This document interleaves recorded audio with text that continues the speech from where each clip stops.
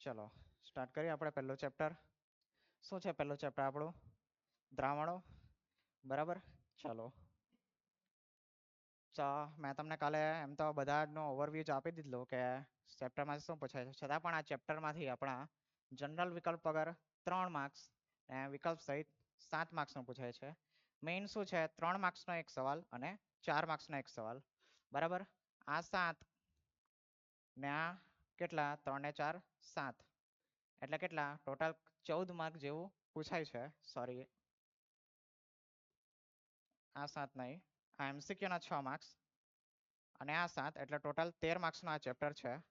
બરાબર. ચલો ચલો પ્રસ્તાવના.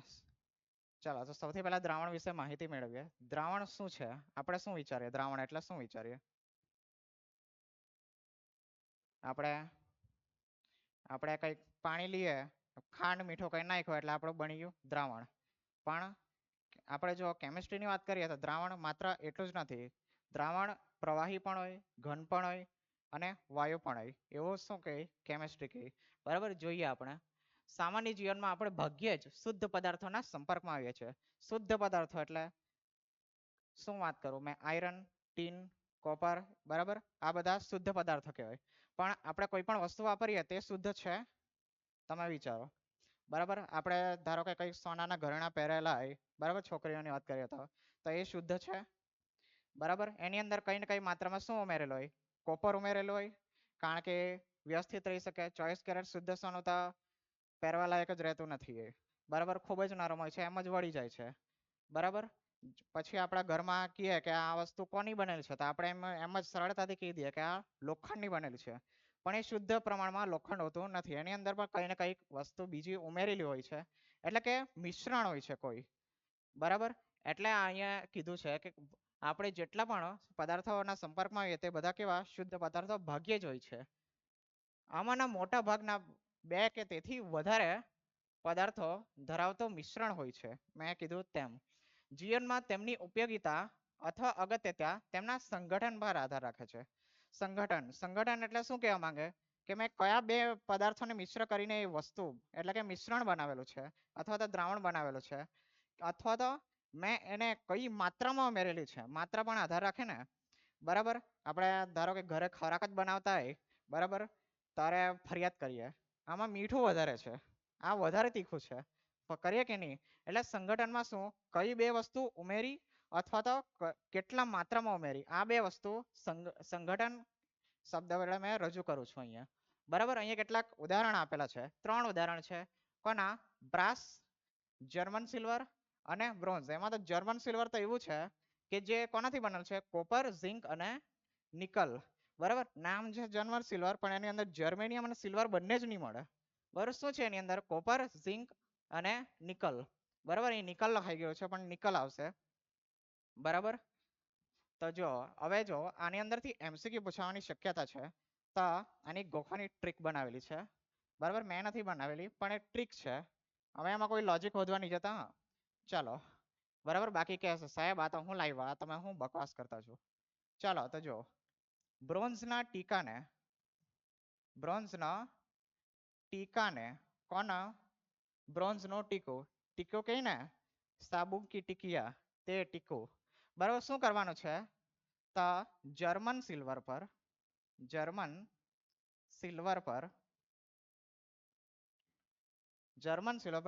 ઝીંકોની બરાબર. ઝીકવાનો એમ કે કોઈને એક ઝીકો મારો એમ. બરાબર. ઝીકો નહીં પણ કોના પર? તો પિત્તળ પર ઝીકો. બરાબર. આવું કંઈક ટ્રીક છે. બરાબર. યાદ રાખવાની. શું છે આમાં? બ્રોન્ઝને શું કીધું? ટી અને કા. ટી એટલે શું? ટીન અને કા એટલે કોપર. બરાબર છે. બ્રોન્ઝ, ટીન અને કોપર શું થયું? ખ્યાલ આવે છે ને? બરાબર. જર્મન સિલ્વર પર ઝીંકોની. ઝીંક એટલે ઝિંક, કો પ્લસ કોપર ને ની એટલે નિકલ. છે જર્મન સિલો કોનું બનેલું છે? ઝિંક, કોપર અને નિકલને મિશ્ર કરીને બનાવેલું છે. ચલો પિત્તળ, પિત્તળ પર ઝીંકો એટલે શું? પિત્તળ, ઝીંક, ઝિંક પ્લસ કોપર છે. આ ટ્રીક થી યાદ રહેશે. આની અંદરથી એમસીક્યુ આવવાની શક્યતા છે એટલે હવે કઈક ટ્રીક બનાવી છે. બરાબર, ખ્યાલ આવ્યો?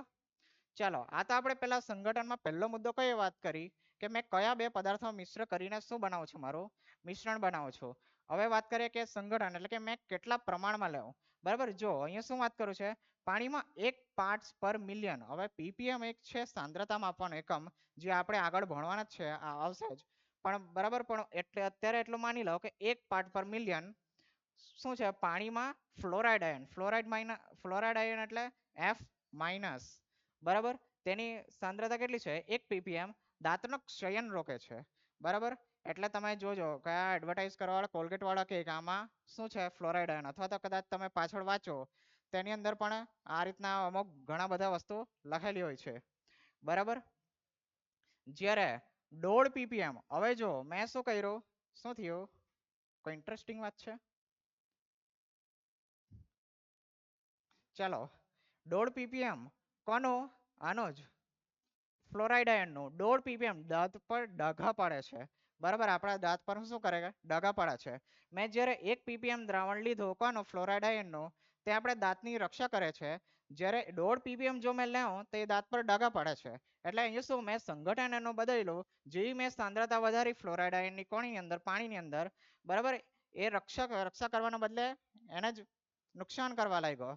બરાબર, તો આ છે સંગઠનની બે બાબત કે કયા બે વસ્તુ મેં ઉમેરું છું અથવા તો કઈ માત્રામાં ઉમેરું છું, એ સંગઠન પર શું આધાર રાખે? આ તેની ઉપયોગિતા એટલે કે દ્રાવણની ઉપયોગિતા. બરાબર, ચાલો, અને ફ્લોરાઇડની વધારે સાંદ્રતા ઝેરી નીવડે છે. જો આ વધારે 1.5 ppm કરતા પણ મેં વધારી દઉં તો એ વધારે ઝેરી થઈ જશે. શું લખેલું છે અહીંયા? ઉંદર માટે ઝેર તરીકે વર્તે છે. બરાબર, એટલે કે 1.5 ppm થી વધારે જો મેં એની સાંદ્રતા લેવું જે ફ્લોરાઇડ આયનની, તો શું ઉંદર મારવાની દવા બની જાય તો. બરાબર, ચાલો, નસમાં આપતા ઇન્જેક્શન હંમેશા અમુક આયનીય સાંદ્રતાએ ક્ષાર ધરાવતા પાણીમાં ઓગાળેલો હોય છે. બરાબર, નસમાં જે પણ આપણે ઇન્જેક્શન આપે તે પણ શું હોય? એક જ દ્રાવણ બનાવેલું જ હોય છે ને તે અમુક સાંદ્રતા, ચોક્કસ સાંદ્રતાએ શું એ આપણા નસની અંદર જે લોહી છે તેની સાથે સુમેળતા રહેવાય એમ. જો એનો સાંદ્રતા વધારે કાં તો ઓછી લેવામાં આવે તો શું એ આપણા માટે હાનિકારક થઈ શકે છે. બરાબર, તો આટલામાં ખ્યાલ આવ્યો પ્રસ્તાવનામાં?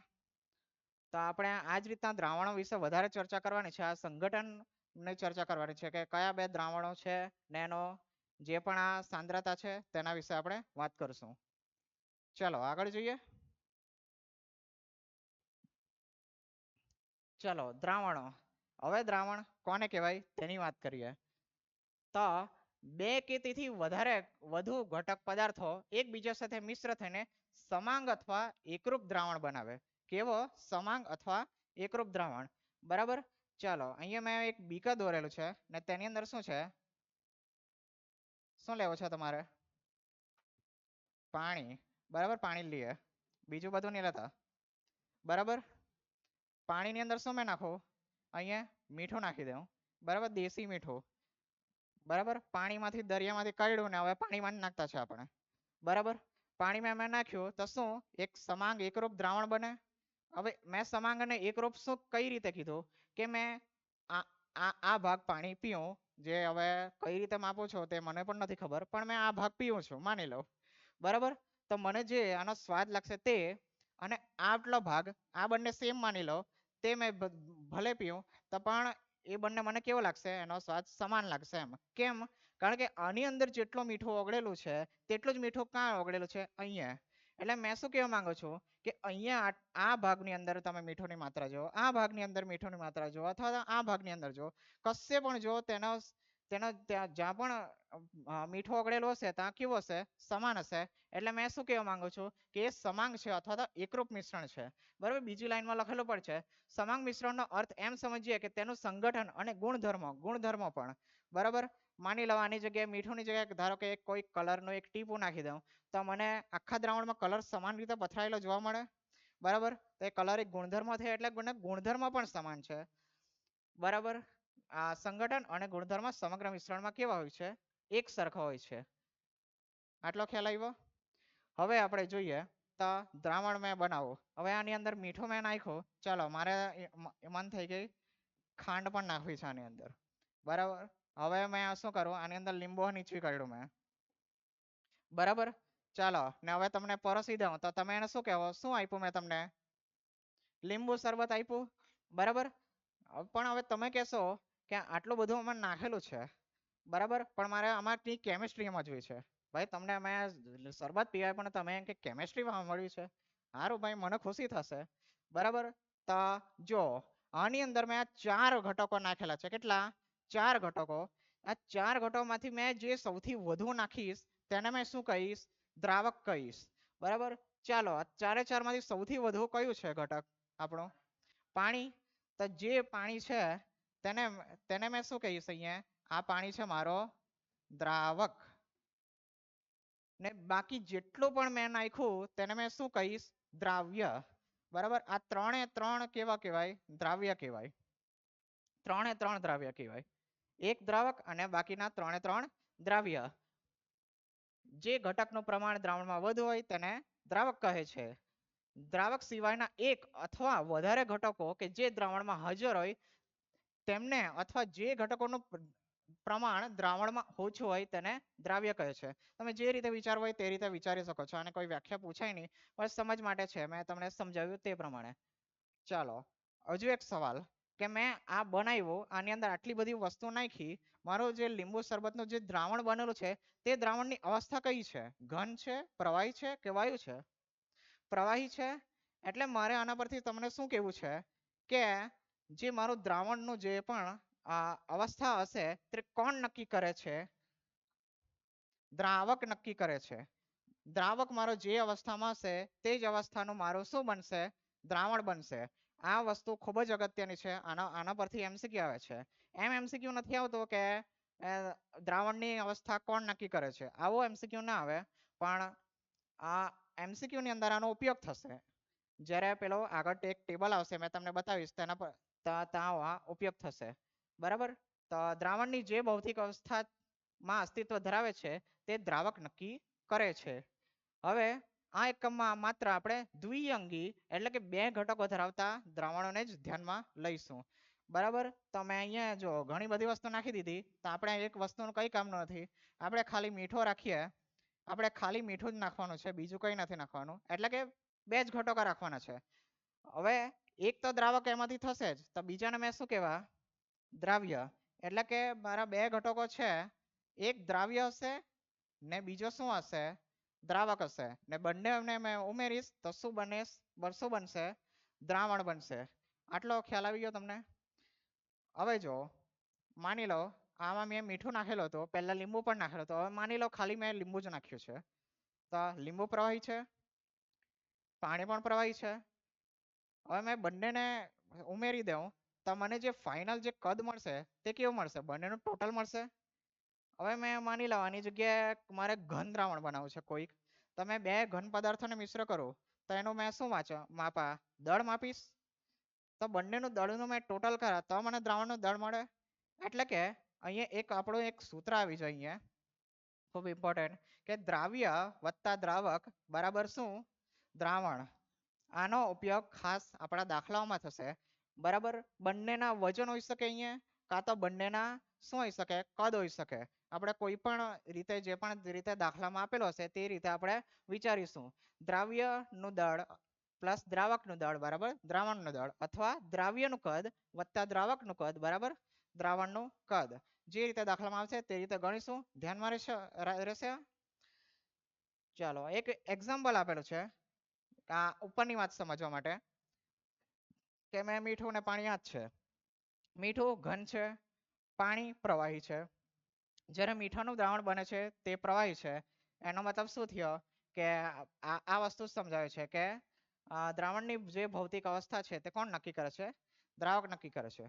આટલો આ ખ્યાલ આવ્યો આ પહેલી સ્લાઇડમાં. બહુ કઈ આમાંથી સવાલો ના આવશે, પણ આ કામ ઉપયોગ થશે, આપણને દાખલામાં ઉપયોગ થશે. ચલો આગળ જવા દઈએ. ચાલો દ્રાવણના પ્રકારો. હવે અલગ અલગ પ્રકારો જોઈએ દ્રાવણના, કેવા છે આપણે તો એક જ જાણીએ, આ પ્રવાહી એટલે શું બને? બસ તે જ આપણને ખ્યાલ છે, પણ અહીંયા આપણને ઘણા બધા પ્રકારો છે. હવે દ્રાવ્યની કેટલી અવસ્થા હોય? દ્રવ્યની કેટલી અવસ્થા હોય છે? 3: ઘન, પ્રવાહી અને વાયુ. તો આપણે જો અલગ અલગ લઈએ, એક વખત શું લે, દ્રાવક વાયુ લઈ લીધા, પછી પ્રવાહી લીધા અને ઘન લીધા, ને પછી આની અવસ્થાઓ બદલી તો મને ટોટલ 9 પોસિબિલિટીઝ મળે છે. તો જોઈએ એક્ઝામ્પલ. હવે મને તમે કહો, આમાં દ્રાવણનું મેં ખાનું ખાલી રાખેલું છે જાણી જોઈને જ, એ તમારા માટે રાખેલું છે કે તમારે ભરવાનું છે. ચાલો દ્રાવણ કેવું બનશે? જો મેં શું કરું, દ્રાવ્ય વાયુ લઉં અને દ્રાવક કેવો લઉં? વાયુ, તમને દ્રાવણ કેવું મળશે? વાયુ મળશે. ચાલો હવે મેં શું કર્યું, દ્રાવ્ય પ્રવાહી લઈ લીધું પણ દ્રાવક વાયુ જ રાખ્યું, તમને દ્રાવણ કેવું મળશે? પ્રવાહી આવશે, બરાબર ને?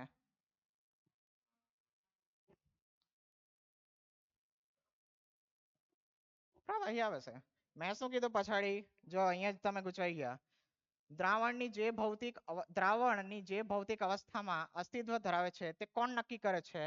દ્રાવક નક્કી કરે છે. એટલે દ્રાવ્યને જોવાનું જ નહીં, માત્ર દ્રાવકને જુઓ. દ્રાવક કયો છે? આપણો વાયુ. દ્રાવ્યમાં ગમે તે નાખવું, એ દ્રાવણ કેવું, કઈ અવસ્થામાં હશે? દ્રાવકની અવસ્થામાં જ હશે, એટલે વાયુ હશે. ખ્યાલ આવ્યો? બરાબર. એટલે જ મેં આ ખાલી રાખેલું તમારા માટે જ, વાયુ. ચાલો ભાઈ, દ્રાવ્યમાં હવે શું લીધું? ઘન લીધું અને દ્રાવક વાયુ. શું બનશે? વાયુ જ. આનાથી કઈ ફરક જ નથી પડવાનો. બસ ચલો હવે તમને ભૂલ ન થાય, તમે હવે સીધો ફટાફટ લખી દઉં. પ્રવાહી,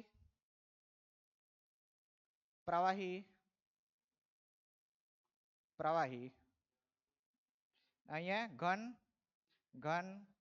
ઘન. ચાલો ખ્યાલ આવશે ને? હવે એક્ઝામ્પલ જોઈએ ફટાફટ.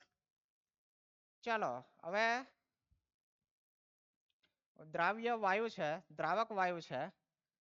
અહીંયા દ્રાવકના પ્રકારની જગ્યાએ દ્રાવણના પ્રકાર અહીંયા જ લખેલા હતા, પણ અહીંયા ખબર નહીં કઈ એરર હશે. ચાલો કઈ નહીં. ચાલો દ્રાવ્ય વાયુ હોય અને દ્રાવક વાયુ હોય, તેનો એક્ઝામ્પલ શું છે? N2 અને O2 વાયુનું મિશ્રણ. આપણી હવા જ છે નોર્મલ, બરાબર. નાઇટ્રોજન પણ અસ્તિત્વ છે ધરાવે છે અને ઓક્સિજન પણ છે, એટલે હવા જ એક કેવું છે આપણા માટે? મિશ્રણ છે. હવે તમને એક ક્વેશ્ચન થાય નહીં થયો કે આ મિશ્રણ અને દ્રાવણમાં ફરક શું છે? જો આપણે જો મિશ્રણ છે, મિશ્રણના બે પ્રકાર આવે. આપણે કહીએ એક સમાંગ મિશ્રણ અને બીજું વિષમાંગ મિશ્રણ, બરાબર. તો આપણે જે પણ સમાંગ મિશ્રણો બનશે તેને આપણે દ્રાવણો કહીશું. એટલે કે આના જે પ્રકાર છે, અહીંયા વિષમાંગ, બરાબર, પૂરેપૂરું નથી લખતો, ને બીજું શું? સમાંગ. એટલે કે સમાંગ મિશ્રણ. જે સમાંગ મિશ્રણ છે તેને મેં શું કહીશ? અહીંયા દ્રાવણ જ કહી દઈશ, બરાબર. કારણ કે આપણે વ્યાખ્યામાં જ આપણે જોયું કે સમાંગ અથવા એકરૂપ મિશ્રણ બનાવે છે કોણ? આપણું દ્રાવણ. એટલે કે બધા દ્રાવણને મેં એક મિશ્રણ કહી શકું છું, બરાબર. પણ જો બધા મિશ્રણને મેં દ્રાવણ કહી શકતો નથી. આ એક થોડીક બંને વચ્ચેનો ડિફરન્સ છે, ભેદ છે, એ તમે તમને અહીંયા જ્યાં ક્લિયર કરાવ્યો છે. ખ્યાલ આવશે? ચાલો ફરીથી આપણે આના પર જોઈએ. નાઇટ્રોજન ઓક્સિજન વાયુનું મિશ્રણ, ખ્યાલ આવી ગયો? ચાલો બીજું પ્રવાહી દ્રાવ્ય છે, ને હવે દ્રાવક કેવો છે? વાયુ. ચાલો નાઇટ્રોજન વાયુ સાથે ક્લોરોફોર્મ, ભેજવાળી અથવા તો ભેજવાળી હવા, આ બીજું એક્ઝામ્પલ છે, ને આ એક છે નાઇટ્રોજન વાયુ સાથે શું? ક્લોરોફોર્મ એટલે આપણું CHCl3, પેલો રૂમાલમાં એ કરીને ઉઘાડવા વાળું તે જ ક્લોરોફોર્મ, બરાબર. એક એવો હોય બાષ્પશીલ હોય, એ પ્રવાહી અવસ્થામાં ધરાવે અસ્તિત્વ, પણ એની શું અમુક બાષ્પ હોય તે ઉડ્યા કરતી હોય, એના કારણે શું થાય? નાઇટ્રોજન અને હવામાં નાઇટ્રોજન હોય તેની સાથે એક દ્રાવણ બનાવી દે, મિશ્રણ બનાવી દે. આપણે જોઈ શકતા નથી પણ એનું દ્રાવણ બનેલું હોય છે. ચલો હવે દ્રાવ્ય ઘન લઈ લઉં. દ્રાવક વાયુ, તેનો એક્ઝામ્પલ શું છે? નાઇટ્રોજન વાયુમાં કપૂર સળગાવેલું જ છે, સળગાવેલું બધાએ જ જોયેલું હશે. ઉર્ધ્વપતન પામી જાય, પ્રવાહીમાં થાય તો થતું જ નથી, તો ઉપર જઈને શું નાઇટ્રોજન સાથે દ્રાવણ બનાવે. બરાબર. હવે જો મેં નાઇટ્રોજન સૌથી પહેલા એક સાથે રાખેલા છે ને તમારે શું બદલવાનું છે? ખાલી એક બીજો આપણો દ્રાવ્ય બદલવાનો છે. બરાબર. એટલે એક્ઝામ્પલ જે રીતે યાદ રહી શકે તે રીતે મેં થોડુંક ગોઠવેલું છે. નાઇટ્રોજન નાઇટ્રોજન નાઇટ્રોજન, અહીંયા ઓક્સિજન, ક્લોરોફોર્મ અને કપૂર. બરાબર. હવે પ્રવાહી જોઈએ. પ્રવાહી દ્રાવણ માટે શું મેં દ્રાવ્ય કઈ લઉં? વાયુ અને દ્રાવક પ્રવાહી. તેનામાં શું છે? H2O માં દ્રાવ્ય O2, અથવા તો તમે CO2 પણ લઈ લો ને. બરાબર. કોકોકોલા પીવા ગયેલા હોય તેની અંદર દબાણથી કાર્બન ડાયોક્સાઇડ વાયુ ભરેલો હોય છે, બધાને ખ્યાલ છે. બીજું પ્રવાહી, આ તો શું છે? બરાબર. H2O માં દ્રાવ્ય થયેલો ઇથેનોલ. બરાબર. બીજું કંઈ પણ તમે લઈ શકો, લીંબુ નાખી દો, કંઈક બીજું નાખી દો, વિનેગર. તમને જે આમાં તો યાદ આવી શકે તમે જાતે પણ લખી શકો છો. ઘન અને પ્રવાહી, આ તો ફેમસ જ છે. બરાબર. આપણે જોયેલું જ છે. H2O માં દ્રાવ્ય થયેલો ગ્લુકોઝ, ખાંડ, સુક્રોઝ, કંઈ બી નાખી દો તમે, બધું આપણે શું કહેશું? દ્રાવણ જ કહીશું. હવે આની અંદર પણ બધામાં H2O આવશે ને અહીંયા નાઇટ્રોજન આવશે. થોડુંક યાદ રહી તેવા જ એક્ઝામ્પલ છે, ચોપડીમાં જ આપેલા છે. મેં કોઇન્સિડન્સ જ છે, મેં કંઈ જાતે આ બનાવેલું નથી. ચાલો હવે આ ઇમ્પોર્ટન્ટ છે, આ થોડુંક ખાસ છે. હવે મેં દ્રાવક ઘન રાખું છું અને દ્રાવ્ય વાયુ લેવું છું. એક ઘન દ્રાવકમાં શું મારે વાયુ દ્રાવ્ય ઉમેરવાનો છે. તો એનો શું છે ઉદાહરણ? પેલેડિયમમાં H2 નું દ્રાવણ. હવે પેલેડિયમમાં તમે હાઇડ્રોજન કઈ રીતે નાખવાના એ વિચાર આવતો હશે, પણ આમાં શું થાય છે કે માની લો આ છે પેલેડિયમની એક પટ્ટી છે. બરાબર. પટ્ટી. હવે મેં શું કરું છું? આની ઉપર હાઇડ્રોજન વાયુ અધિશોષિત કરાવું છું. શું કરાવું છું? અધિશોષિત. આની ઉપર જે આની સપાટી છે તેની ઉપર આ રીતે મેં હાઇડ્રોજન વાયુને અધિશોષિત કરાવું છું.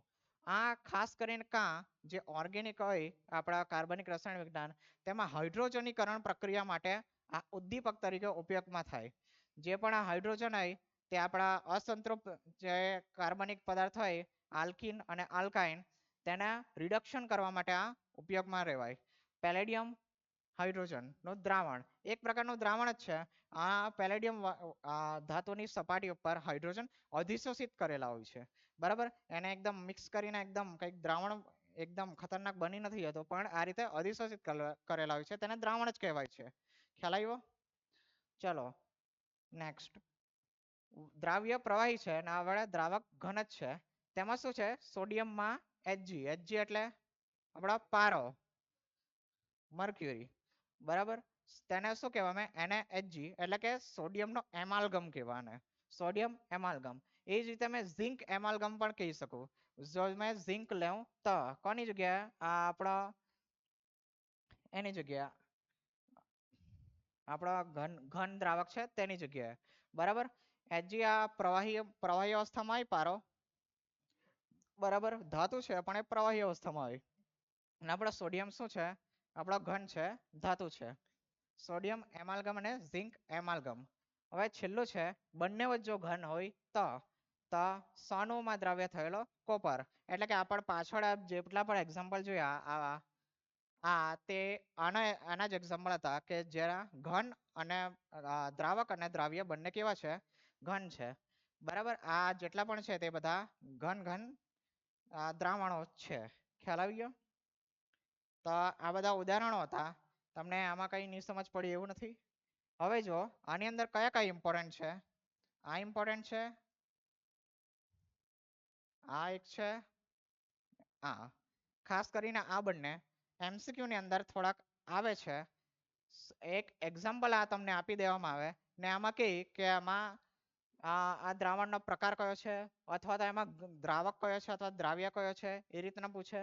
અથવા તો તમને એ કે દ્રાવ્ય અને દ્રાવક ની અવસ્થા છે, દ્રાવણ કયું બનશે, એ રીતના અલગ અલગ થોડાક ક્વેશ્ચનો પૂછાય છે MCQ ની અંદર. આ ટેબલમાંથી જ આવે છે. તો આવડશે આ દ્રાવણોના પ્રકાર? ખ્યાલ આવી ગયો ને દરેકને? ચલો આગળ જોઈએ. બસ ઘરે જવાના એવો જ કઈ અવાજ મળ્યો એટલે. ચલો દ્રાવણની સાંદ્રતા. હવે શું કોની વાત કરીએ આપણે? દ્રાવણની સાંદ્રતા. સાંદ્રતા એટલે શું? તમે શું સમજો છો? મોલની સંખ્યા. થોડોક બરાબર છે, પણ મેં અહીંયા કેમેસ્ટ્રીની ભાષામાં વાત નથી કરતો. એક નોર્મલ દેશી તમારો જે પણ તમે વિચારતા હોય તેની વાત કરતો છું.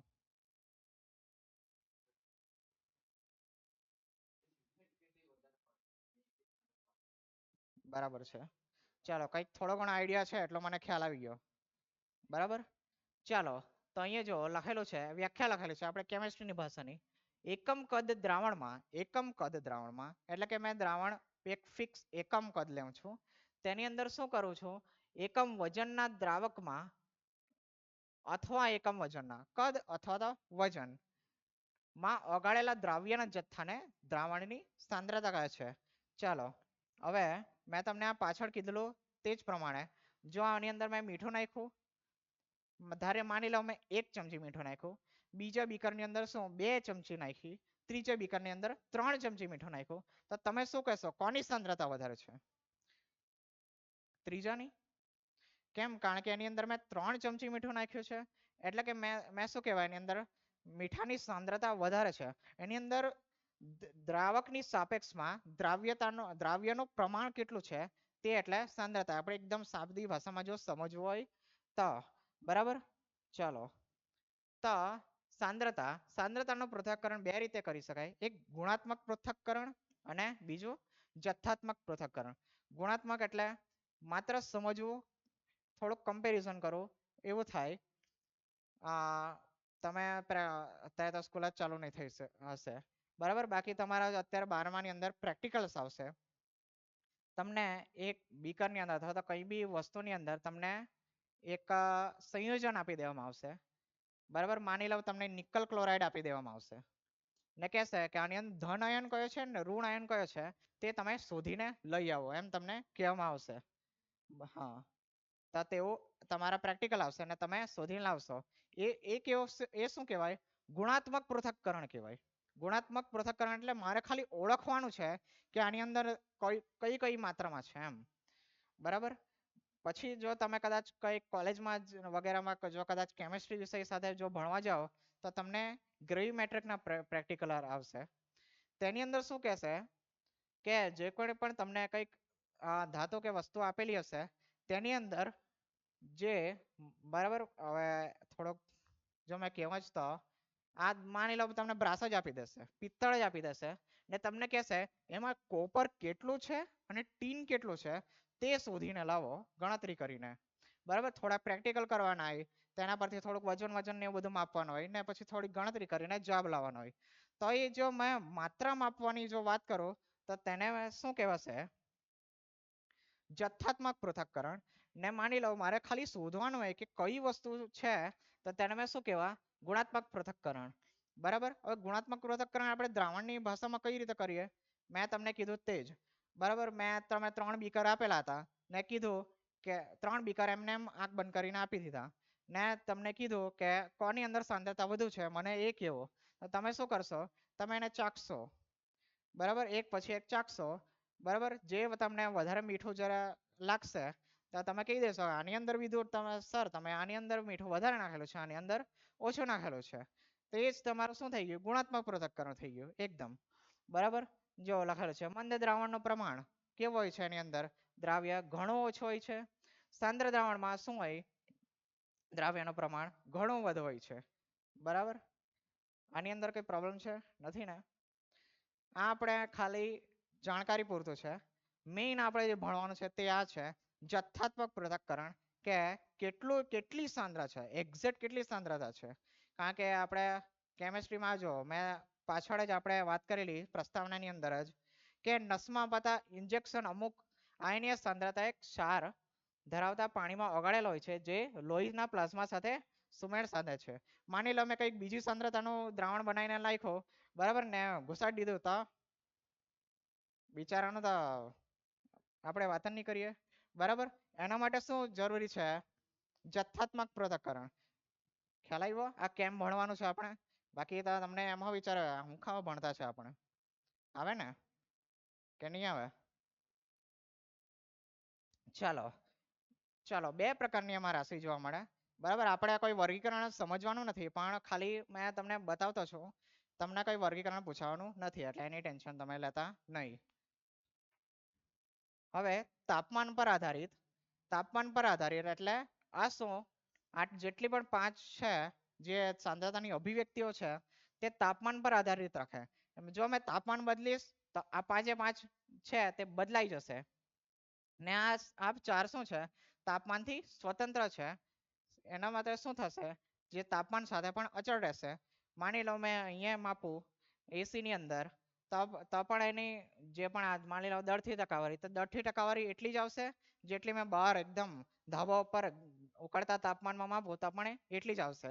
પણ માની લો જો મેં મોલારિટી માપવા જઈશ, અહીંયા કંઈક અલગ આવશે અને ત્યાં ધાબા ઉપર ઉકળતા તાપમાં કંઈક અલગ આવશે. ખ્યાલ આવ્યો? ચાલો, આની અંદર શું છે, કદથી ટકાવારી. જે પણ કદ હોય તે તાપમાન સાથે બદલાય. એટલે જે પણ કદને લગતી જે પણ અભિવ્યક્તિઓ છે તે કોના પર, તાપમાન પર આધારિતમાં આવે. એટલે કે કદથી ટકાવારી છે તે દળથી ટકાવારી છે. સોરી, અહીંયા કદથી ટકાવારી આવશે. બરાબર, ચાલો વાત નહીં કરો, અહીંયા ધ્યાન આપો. બરાબર, બીજું મોલારિટી ની અંદર પણ કદ આવશે, નોર્માલિટી અને ફોર્માલિટી આટલા છે. બીજું તાપમાનથી સ્વતંત્ર, આમાં દળથી ટકાવારી આવે છે. મોલ અંશ, ppm અને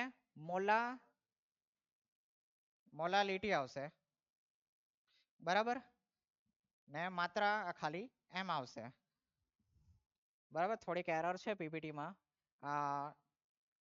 સવારે જ જરાક બનાવી છે, મેં નથી બનાવી, એટલે એકચ્યુઅલી એક હતી જ પીપીટી, તેને મેં જરાક એરર જોઈને કાઢી છે. ઘણી એરર કાઢી પણ થોડીક હવે રહી જ ગઈ છે, તો હવે થોડુંક રહેશે, કંઈ વાંધો નહીં. પણ તો આટલી વસ્તુ છે, ખ્યાલ આવશે ને તમને? ચાલો, પહેલી વસ્તુ છે દળથી ટકાવારી. ચાલો, દળથી ટકાવારી એટલે શું, 100 ગ્રામ દ્રાવણમાં અકાળેલું દ્રાવ્યનું વજન. બરાબર, વજન એટલે કે આપણે અહીંયા દળ, બરાબર, દળ શબ્દ વાપરતા છે એટલે. ચાલો, હવે એનો જે આપણે સંજ્ઞા છે તેને આપણે કઈ રીતે દર્શાવીશું, દળથી ટકાવારી, પરસેન્ટેજ W/W. આ રીતે તમારે યાદ રાખવાનું છે, પરસેન્ટેજ W/W. યાદ નથી રાખવાનું, આનો સંજ્ઞા જ છે. હવે જો આનું સૂત્ર તમારે યાદ રાખવાનું કે ગોખવાની કોઈ પણ પ્રકારની જરૂર નહીં મળે. શું કરવાનું છે, પરસેન્ટેજ W/W નું સૂત્ર શું આવશે, પરસેન્ટેજ W/W બરાબર. હવે તમને એક મેં સવાલ પૂછું, તમે તમારો રિઝલ્ટ આવે એટલે તમે ખુશ તો બિલકુલ જ નહીં હોવ, બરાબર, પણ છતાં પણ તમે વિચારો કે ભાઈ મારે આના ટકા કાઢવા છે. ટકા કાઢવા માટે તમે શું કરો, જેટલા આવેલા તેને શું કરો, ટોટલમાંથી ભાગાકાર કરીને ગુણ્યા 100, એટલે છેદમાં તમે શું મૂકો, ટોટલ, ને કેટલા માર્ક્સ આવ્યા છે તે મૂકો, એટલે તમને કોના ટકા મળે, તમારા કેટલા માર્ક આવેલા તેના ટકા મળે એમ. બરાબર, પણ માની લો મારે એ પણ શોધવું છે મારા કેટલા ટકા નથી આવ્યા, તમે શું કરા, મારા જેટલા માર્ક્સ નથી આવ્યા તે ઉપર મૂકીશ અને છેદમાં શું મૂકીશ, ટોટલ જ, એમાં કંઈ નથી, ને ગુણ્યા 100 કરી દઈશ. તો આમાં પણ એ જ કંઈ કરવાનું છે. બરાબર, આમાં પણ એ જ કંઈ કરવાનું છે. પહેલું ટકા છે, ટકા શોધવા એટલે હંમેશા આપણે ગુણ્યા 100 પહેલા કરી દઈશું, આ ગુણ્યા 100. ચાલો, નીચે ટોટલ. હવે ટોટલ એટલે આપણે વાત કોની કરતા છે, કોની વાત કરતા છે આપણે અહીંયા, ચેપ્ટર કયું છે, દ્રાવણ ને આપણે પહેલા પેજ પર વાત કરી, પહેલા પેજ પર જ વાત કરી, આપણે દ્વિઅંગી દ્રાવણોની વાત કરવાની છે.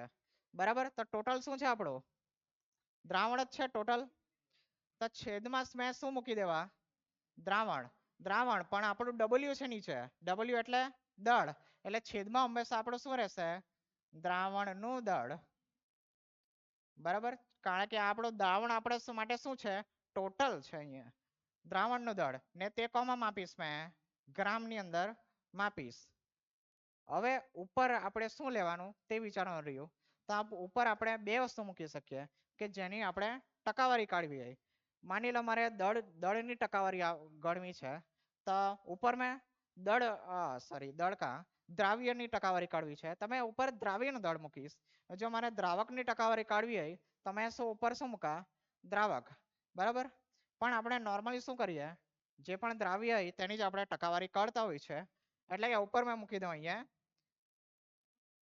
દ્રાવ્યનું દળ બરાબર W/W એટલે કે બંનેનું દળ ને જો તમને નહીં યાદ આવે તો બસ તમે રિઝલ્ટનું વિચારી લેવાનું રિઝલ્ટ કઈ રીતે ગણતા છે તે રીતે છેદમાં કુલ ને ઉપર જેનું ગણવાનું હોય તે ને ટકા છે એટલે 100 તો આવી જ ગયા આપણા બરાબર છે આ સૂત્રમાં કઈ યાદ રાખવા જેવી વસ્તુ બરાબર કઈ ગોખવા જેવું આની અંદર છે ઇઝીલી યાદ રહી જશે એકદમ જ આને શું કહીશું આપણે percentage W/W આના પરથી દાખલા આવી શકે છે ચાલો હવે દાખલામાં હજી એક વસ્તુ આપણે ઉપયોગમાં કરવાના છે દાખલામાં જ્યારે પણ આવશે ધ્યાન આપો જરાક હવે ઇમ્પોર્ટન્ટ છે બરાબર નહીં તો અહીંયા જ ગુચાઈ જશો હવે જો દાખલામાં જ્યાં પણ આવશે ત્યાં શું લખેલું હશે 10% ગ્લુકોઝનું પાણીમાં દ્રાવણ બનાવેલું છે પછી આનું એ કરો તે કરો બી કરો સી કરો જે કરો તે એનું એ બધું આવે પણ આ શબ્દ આવે 10% ગ્લુકોઝનું દ્રાવણ બનાવેલું છે શું આપેલું કહેવાય આ percentage W/W આપેલું કહેવાય આ ચાલો હવે એનો મૂકી દો percentage W/W હવે શું કરવાના આનું દ્રાવ્યનું દળ પણ છે નહીં મળે દ્રાવણનું દળ પણ છે નહીં મળે આગળ શું કરવાના કંઈ નહીં કંઈ આપણેથી થશે નહીં બરાબર તો દાખલા ગણતા સમયે આપણે શું કરવું પડે અહીંયા કંઈક ને કંઈક બેમાંથી કોઈક વસ્તુ ધારી લેવું પડે તો આપણે શું કરીશું દ્રાવણનું દળ અહીંયા ધારી લઈશું શું ધારો છે ધારો કે બરાબર મેથ્સ વાળા ધારો કે બરાબર શું છે દ્રાવણનું દળ હવે જો આપણે ટકા માપીએ તો કોમાં માપીએ 100 માં માપીએ એટલે ગણતરીમાં આપણે ઈઝી પડે એટલે દર વખતે શું ધારીશું 100 ધારીશું 100 પણ શું આપણે દળ ટકાવારી જોતા છે એટલે આપણે 100 ગ્રામ ધારીશું અહીંયા દ્રાવણનો દળ કેટલો છે 100 ગ્રામ ચાલો હવે શું કરો 100 મૂકી દો અહીંયા આ percentage W/W પણ મૂકી દો ગ્લુકોઝની વાત કરતા છે આપણે અહીંયા તો અહીંયા મૂકી દઉં મેં 10 બરાબર દ્રાવ્યનું દળ દ્રાવ્ય અહીંયા મને શું કીધું છે ગ્લુકોઝ વિશે કીધું છે એટલે મારું આમાં દ્રાવણ કયું છે દ્રાવ્ય કયો છે ગ્લુકોઝ છે ગ્લુકોઝનું પાણીમાં દ્રાવણ પાણી જ હંમેશા મોસ્ટલી શું હશે આપણો દ્રાવક હશે ને આ દ્રાવ્ય હશે ગ્લુકોઝ એટલે દ્રાવ્યનું દળ એટલે મેં આને દ્રાવ્યના દળની જગ્યાએ ગ્લુકોઝનું દળ એમ લખી દઉં ગ્લુકોઝનું દળ છેદમાં દ્રાવણનું દળ આપણે ધાર્યું અત્યારે જ 100 ગુણ્યા 100 ચાલો શું થશે હવે આ 100 કેન્સલ ને મને ગ્લુકોઝનું દળ કેટલું મળ્યું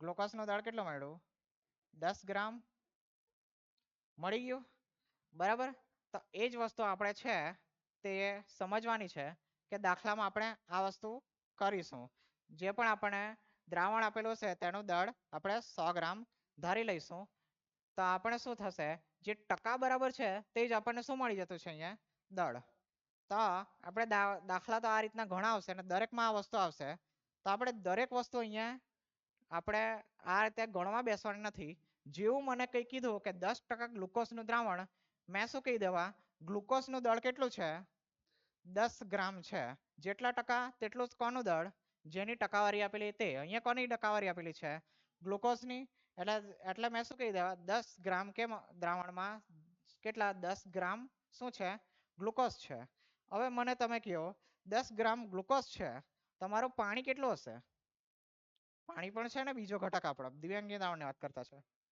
100 - 10 થાય કયા સૂત્ર પ્રમાણે આપણો સૂત્રમાં એકવાર જોઈ લઈએ આપણે દ્રાવ્ય વત્તા દ્રાવક બરાબર શું છે દ્રાવણ છે બરાબર મને દ્રાવણ મળી ગયું દ્રાવણ તમે કેટલો ધારેલો છે 100 દ્રાવ્ય કેટલો આપણો 10 મળ્યો બરાબર અહીંયા દ્રાવક ચલો 10 અહીંયા લઈ જાઉં પેલી બાજુ તો શું થશે 100 - 10 ને મને શું મળશે દ્રાવક 90 ગ્રામ મળી જશે બરાબર થોડુંક મેં અહીંયા GM લખું છું બરાબર ખાલી G લખતો નથી કારણ કે પછી નવડો ને જી સરખો દેખાશે અને તમે ગૂંચવાશો એટલે મેં ગ્રામને જી એમ લખીશ બરાબર.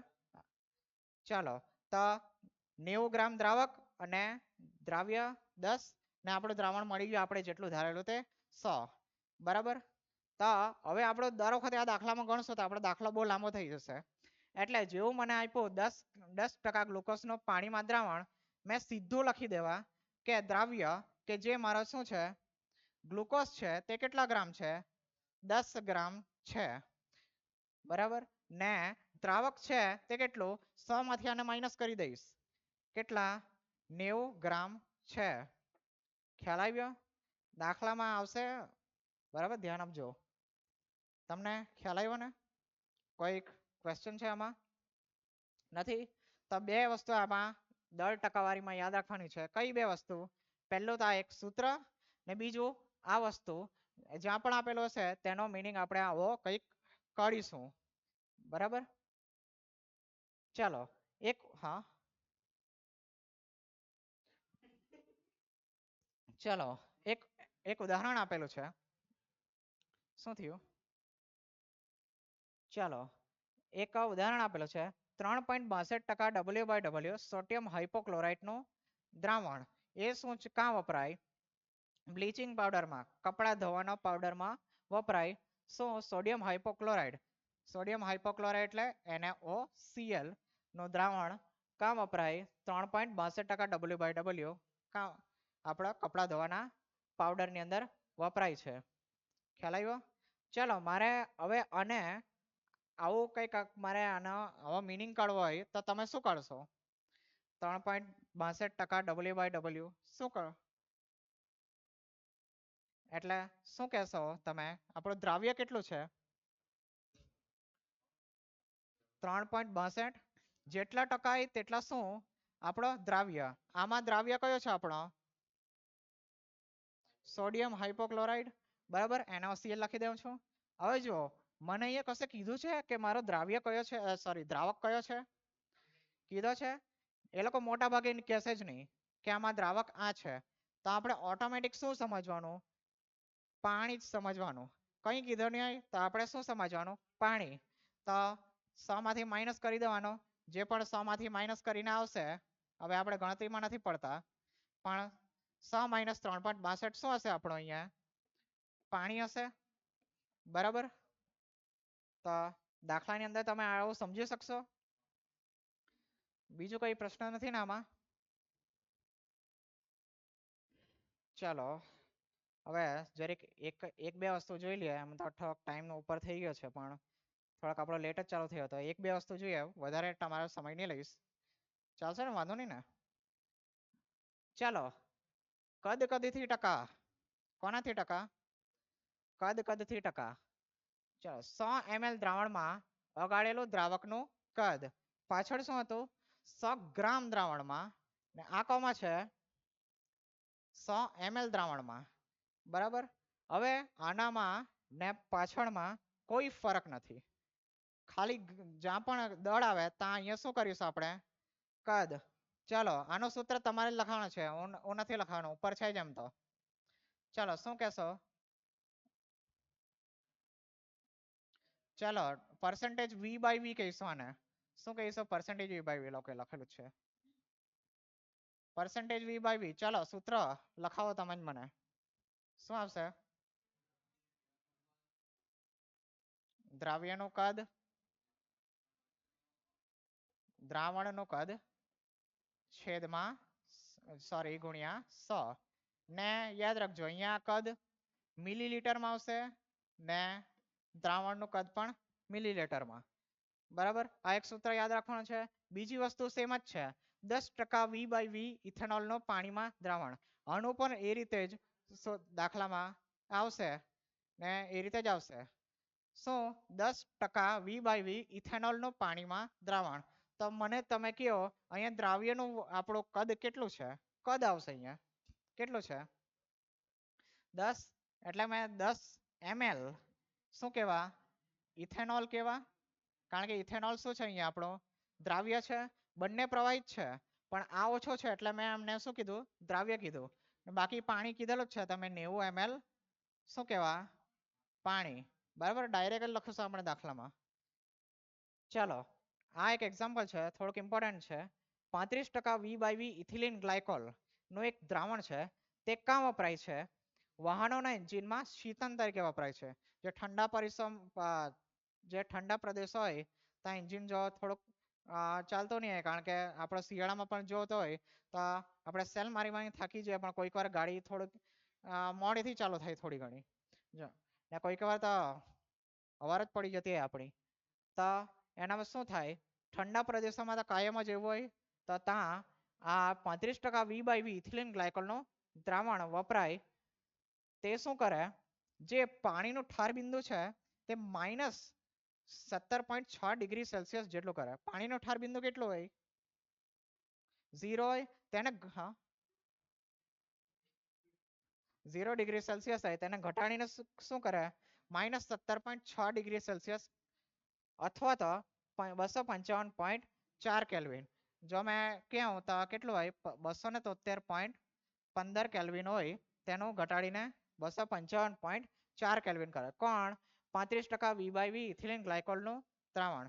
ચાલો મને પણ આ રીતે લખાવવાનું, શું થશે આમાં? 35% ઇથિલિન ગ્લાયકોલ એટલે શું હશે? 35 ગ્રામ. કોણ હશે? ઇથિલિન ગ્લાયકોલ, C2H6O2 લખી દઉં છું. હા ml અને બાકીનું પાણી કેટલું હશે? 65 ml પાણી. ખ્યાલ આવી ગયો? ચાલો હવે છેલ્લી વસ્તુ જોઈએ. આ છેલ્લું જ છે ને આમાં પેલા જેવું વધારે પણ છે પણ નહીં મળે. 100 ml દ્રાવણમાં ઓગાળેલ દ્રાવણનું વજન, દ્રાવણનું વજન નહીં આવે, દ્રાવ્યનું વજન આવે, દ્રાવ્યનું વજન ને શું કહેવાશે? દળ કદથી ટકા. ઉપર દળ છે, નીચે કદ છે. હવે બરાબર, ચાલો આપણે જે રીતે સૂત્ર લખતા હોય તે રીતે જ યાદ રાખો. નીચે ટોટલ એટલે આપણું અહીંયા શું છે? દ્રાવણ. તો નીચે V છે એટલે મેં શું કરા, દ્રાવણનું કદ એટલે મેં કમાં લેતો છું ml, મારે ટકામાં આપવા છે એટલે ગુણ્યા 100 ને ઉપર જેનું આપવાનું હોય તેનો. પણ આપણે શું લઈ લેતા છે અહીંયા? દ્રાવ્ય. તો દ્રાવ્યનું શું? દળ, કારણ કે ઉપર શું છે આ વખતે W, આનો શું લેવાય? ગ્રામ. બરાબર. આનો મોટા ભાગે ઉપયોગ ક્યાં થાય? જે ઔષધિ નિર્માણ અથવા ઔષધિ નોર્મલ વિજ્ઞાનમાં જે દવા બનાવવાની જે પણ બધી ફાર્મસી હોય, ઇન્ડસ્ટ્રીઝ હોય, ત્યાં W/V માં માપવામાં આવે છે. આનો સૌથી વધારે ઉપયોગ થાય છે. દાખલા પણ આના ખૂબ જ ઓછા છે, લગભગ કદાચ એકાદ જ હશે, બહુ ખાસ હશે નહીં. ને અહીંયા એક એક્ઝામ્પલ આપેલું છે, 5% ખાંડનું H2O નું દ્રાવણ બનાવવા. હવે કોઈ એક્ઝામ્પલ નહીં મળે, પણ થોડો પાછલા આપણે જે રીતે આ રીતે મિનિંગ કરતા હતા તે રીતે જરાક એક્સપ્લેન કરવાની ટ્રાય કરેલી છે. 5% ખાંડનું H2O માં દ્રાવણ, તો આનું શું કરવાનું? જેટલા ટકા હોય તે જ શું હોય? આપણા ગ્રામ હશે. કોનો? દ્રાવ્યનું. દ્રાવ્ય શું છે? અહીંયા ખાંડ છે ને જે પણ આપણું દ્રાવણ હશે, જે પણ દ્રાવક હશે તે કેટલું હશે? આપણું H2O માં દ્રાવણ હશે આ વખતે. હા, પાછલા આપણે શું અહીંયા દ્રાવક લેતા હતા, પણ આ વખતે આપણે અહીંયા દ્રાવણ જ લઈ લઈશું કે 100 ml માં દ્રાવણ. 100 ml દ્રાવણમાં કેટલું? 5 ગ્રામ ખાંડ છે. આમાં થોડુંક આપણે જાણવું થોડુંક મુશ્કેલ છે, કારણ કે બંને આપણા કદ નથી ને બંને દળ નથી કે આપણે થોડુંક પેલું સૂત્રમાં ઉપયોગમાં લઈ શકીએ આપણે, કારણ કે ઘનતા અલગ હોય તો પછી થોડુંક એનો દળ અને કદમાં થોડોક ફેર પડી જાય. એટલે ખાલી આપણે એટલું કહી શકીએ કે 100 ml દ્રાવણ જે આપણે ધારતા હતા તે જ, તેની અંદર શું 5 ગ્રામ ખાંડ નાખેલી છે, એટલું આપણે કહી શકીએ. બાકી તો આનો બહુ ખાસ ઉપયોગમાં આવતો નથી. સૌથી વધારે જે ઉપયોગમાં આવતો હોય તે આપણો આ જ છે. દાખલાની દ્રષ્ટિએ વાત કરું, બીજા નંબર પર શું આ આવશે? તો આટલામાં તમને ખ્યાલ આવ્યો? કોઈ પ્રશ્ન છે? કશાય નહીં સમજાયું એવું નથી ને? ને હજુ એક વાત, મજા આવી ને? કમા દળથી કદમાં એકમ, દળથી કદમાં એકમ શું આવશે? ઉપર ગ્રામ છે નીચે ml, તો શું આવશે? ગ્રામ પર ml, બરાબર ને અહીંયા કોઈ એકમ આવશે નહીં કારણ કે ઉપર પણ ml છે નીચે પણ ml છે, ml ml કેન્સલ. આમાં પણ સેમ જ છે, ઉપર અહીંયા ગ્રામ નથી લખ્યું પણ અહીંયા પણ ગ્રામ આવશે ને નીચે પણ ગ્રામ આવશે, ગ્રામ ગ્રામ કેન્સલ એટલે આનો પણ કોઈ એકમ આવશે નહીં, ટકામાં દર્શાવવાના છે, બરાબર. બાકી આનો જરાક ગ્રામ પર ml આવશે. તો બીજું કઈ છે? ખ્યાલ આવ્યો ને એકદમ? તો રાખીએ આટલો આજે આપણે, બરાબર.